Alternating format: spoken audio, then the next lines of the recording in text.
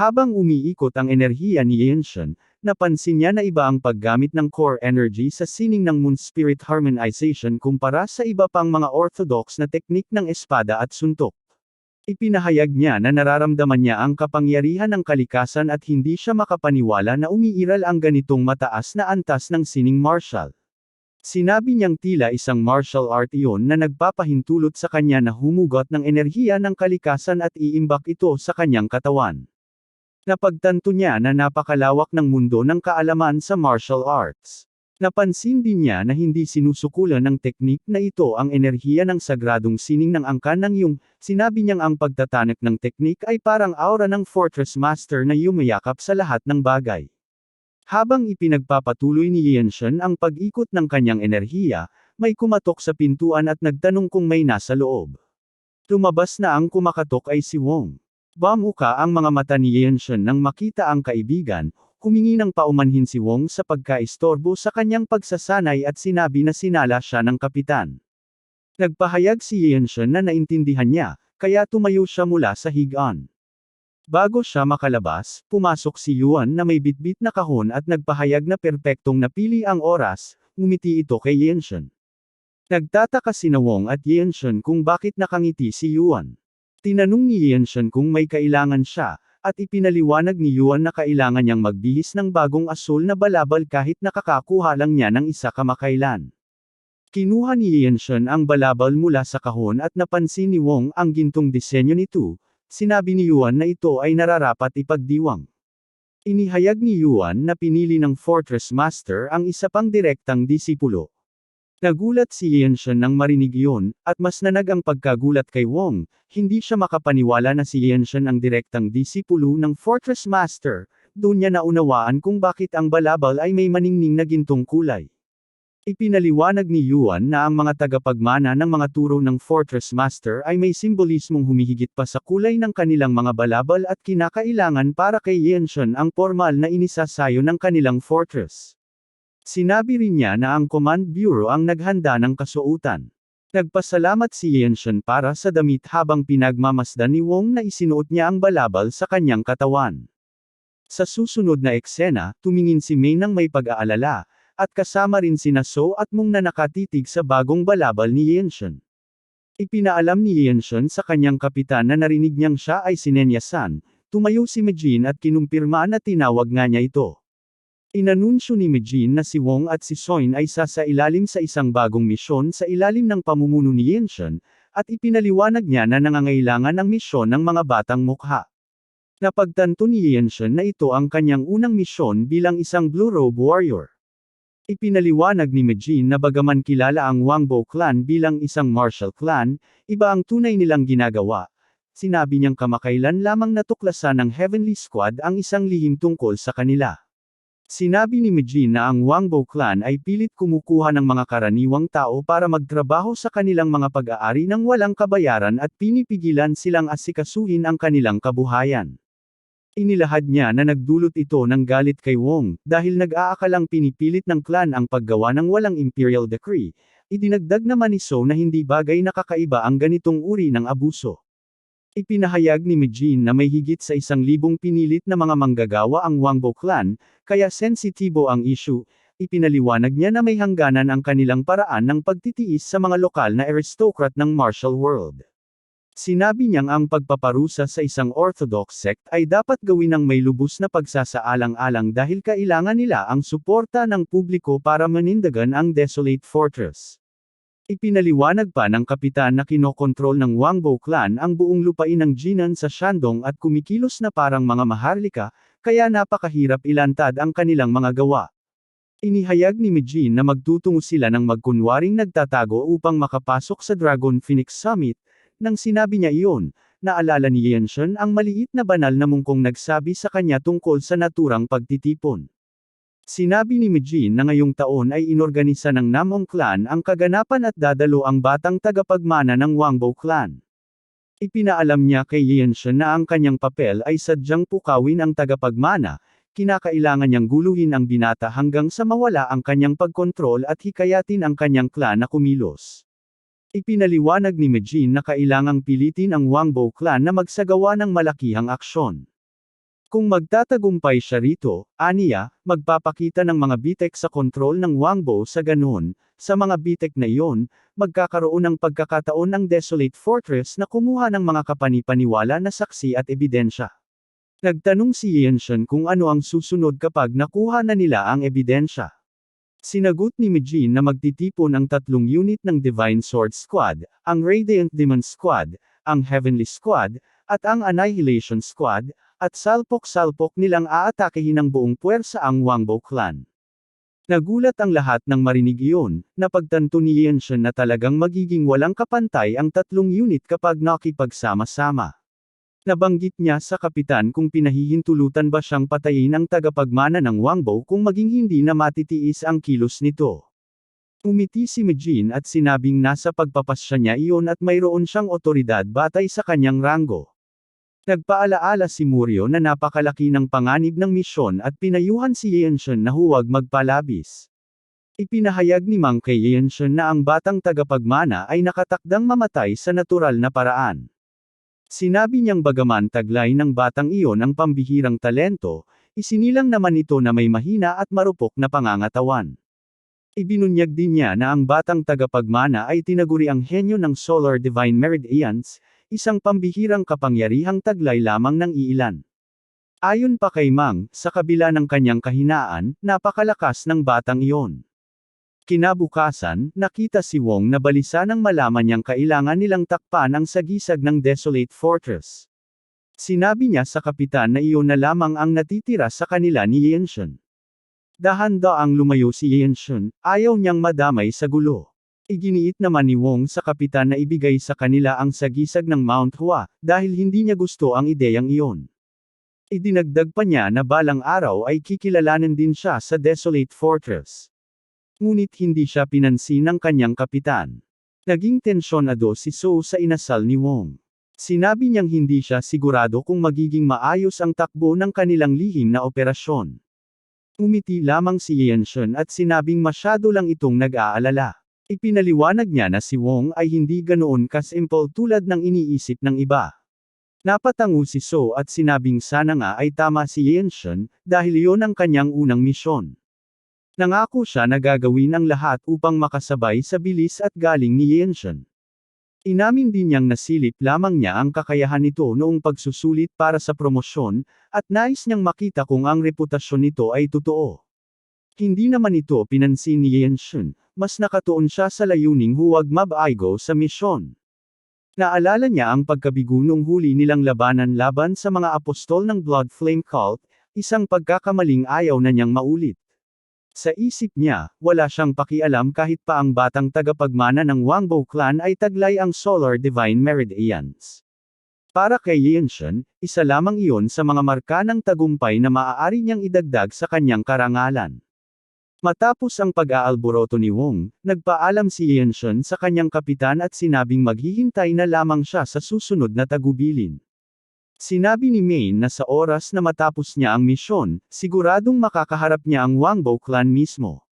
Pagkatapos noon, ipinakita ang tanawin malapit sa Huho, kung saan tahimik na nakatingin si Yenshen sa kanyang espada. Napansin niyang mas naunawaan na niya ang awit ng espada, matapos itong pinakinas sa loob ng 20 araw ng paglalakbay. Mas madali na rin para sa kanya na palakasin ang resonance nito. Umupo siya sa posisyong lotus at ginamit ang kanyang limit-releasing technique upang pakawalan ang chi. Ipinadaloy niya ang enerhiya papasok sa espada. Naramdaman ni na Wong at Soin ang panginginig ng hangin at ang kakaibang alon ng kapangyarihan. Dinag nila ang awitin ng espada ni Yenshen na umaalingaw-ngaw sa paligid.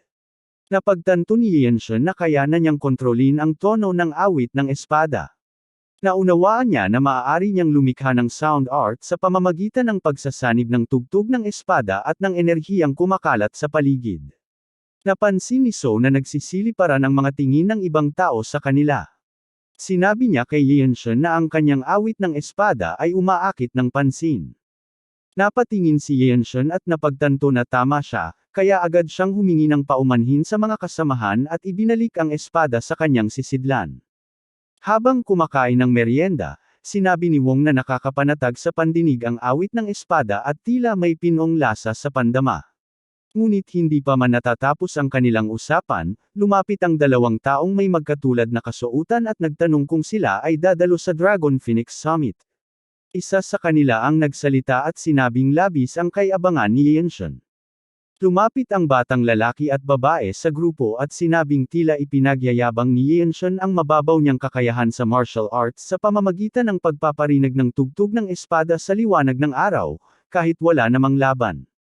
Maingat na tiningnan ni Yenshen ang dalawa, ang kanilang mga kasuotan, espada, at maging ang mga tauhan sa kanilang likuran. Agad niyang napag-isipang kabilang sila sa isang dakilang angka ng Orthodox world. Hindi maintindihan ni Wong kung bakit nagsasabi ng mga kalokohan ang dalawang ito, ngunit bago pa siya makapagsalita, tumayo si Yenshen. Pinagsama niya ang kanyang mga palad at bahagyang yumuko sa batang lalaki, sinabing siya ay naging pabaya at tinamaan siya ng mga salita nito. Hindi inaasahan ng binata ang ganoong tugon. Laking gulat din ni Wong at Soin na makita si Yenshen na kusang humihingi ng paumanhin. Umiti ang binata at sinabing bihira raw ang taong marunong umamin ng pagkakamali. Ang dalagang kasama niya ay nagkomento naman na marahil ay nataranta lamang si Yenshen dahil naramdaman nito ang kanilang killing intent. Tinukoy ng batang Panginoon si Yenshen at tinanong ang kanyang pangalan at sekta. Maingat na tiningnan ni Yenshen ang binata at napaisip. Naisip niya na sa mundong ito ay may mga taong tulad ng Sword Dragon, mga binatang nagmula sa maharlikang sekta, puno ng galing ngunit may halong kay-abangan. Hindi maintindihan ng binata kung bakit siya tinitigan ng ganoon ni Yenshen, kaya nagalit ito at sinabing magsalita na siya ng diretsahan. Ipinakilala ni Yenshen ang sarili bilang si Gua, mula sa Truth-Seeking Sect. Agad namang umismid ang dalaga at sinabing hindi pa niya naririnig ang pangalang iyon, isa raw itong walang ugat na nilalang na walang pinanggalingan. Umiti ang batang Panginoon at ibinunyag na silang dalawa ay mga tagapagmanang dugong bughaw ng isa sa 8 dakilang Orthodox clans.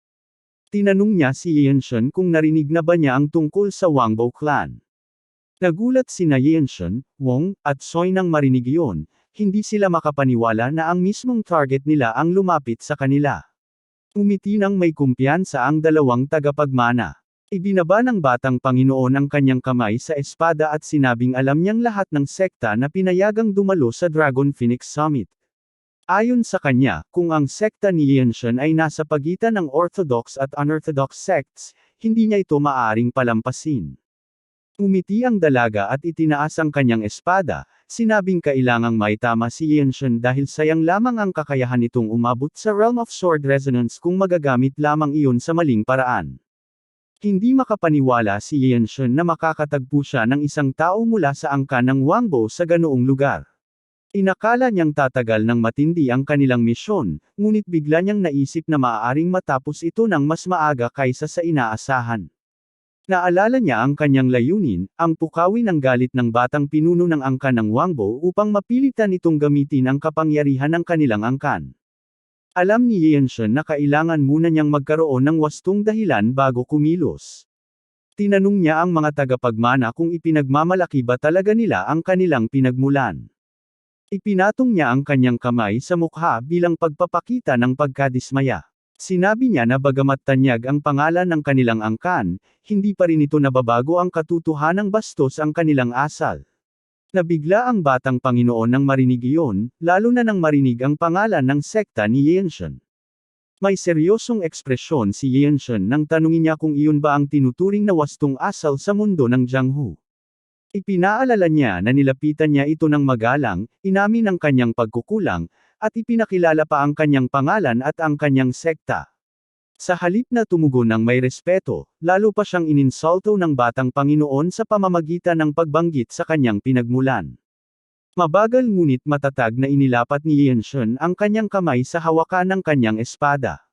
Sinabi niya na nilapastangan siya nito sa pagbanggit sa kanyang mababaw na ugat at dahil doon, hinamon niya ito sa isang tunggalian. Napangiti si Wong nang marinig iyon, agad niyang naunawaan ang intensyon ng binata. Si So naman ay bahagyang naguluhan, habang ang mga mandirigmang kasama ng angkan ng Wangbao ay napatigil sa gulat sa tapang ng sinabi ni Yenshen. Umiti ang batang Panginoon at sinabing makinis daw ang pananalita ng binata, parang dumadaloy na tubig. Tinanggap niya ang hamon at idinagdag na hindi niya kailanman nagustuhan ang mga sektang naglalakad sa pagitan ng Ortodokso at Di-Ortodokso na inimbitahan sa Dragon Phoenix Summit. Bago magsimula ang laban, sinabi ng batang Panginoon na ibabahagi niya ang kanyang bansag. Ngunit malamig na tumugon si Yanshin na wala siyang interes malaman ito. Itinaas niya ang kanyang daliri at tinawag itong lumapit. Nainas ang batang Panginoon sa kawalang galang ng binata. Alam ni Yanshin na iba ang sitwasyon ngayon, nasa teritoryo sila ng mga Ortodokso, at hindi siya maaaring pumatay kahit gustuhin pa niya. Nagngit-ngit ang batang Panginoon sa galit nang marinig na hindi man lang interesado si Yanshin sa kanyang bansag. Tinawag niya itong walang puso at hambog. Ngunit tinitigan lamang siya ni Yanshin at mariing sinabihan na alamin ang kanyang lugar. Sinabi niya na kahit tinatawag siyang maliit sa ilalim ng langit, hindi yun sapat upang siya'y igalang. Lalo itong nagpaalab sa galit ng batang Panginoon. Tinawag niya si Yanshin na baliw at naglabas ng matinding enerhiya habang papalapit. Bagaman tila walang direksyon ang bawat hakbang nito, napansin ni Yanshin ang ritmo ng mataas na antas ng galaw sa bawat yapak. Napangiti siya, nasiyahan sa pagkakataong may kumpara ang kanyang kakayahan laban sa isa sa mga 8 dakilang angkan. Nag-ipon ng enerhiya ang batang Panginoon at hinugot ang kanyang espada, saka tumarak patungo kay Yanshin. Tinanggap lamang ng binata ang atake gamit ang kanyang kamao, ni Gasgas ay walang naiwan sa kanyang balat. Nabigla ang batang Panginoon sa nakita. Mabilis na nagtipon ng enerhiya si Yanshin sa kanyang palad at ginamit ang teknik na Infinite Blossom Fist Strike. Tinamaan niya ng malakas ang siko ng kalaban, dahilan upang mapangiwi ito sa sakit. Bago pa ito makabawi, biglang lumitaw si Yanshin sa harapan nito at pinakawalan ang isang matinding suntok sa dibdib. Tumilapon ang batang Panginoon, sumisigaw sa sakit habang bumagsak sa lupa. Nabigla si So sa nasaksihan, habang si Wong ay tila hindi na nagulat. Hindi makapaniwala ang batang babae na nakahandusay sa lupa ang kanyang kapatid. Maging ang mga mandirigma ng kanilang angkan ay nanlaki ang mga mata sa nakita. Si Yanshin naman ay nanatiling kalmado, hindi siya humanga sa kakayahan ng kalaban. Sa halip, marahan niyang ibinaba ang kanyang enerhiya at muling naglakad na parang walang nangyari.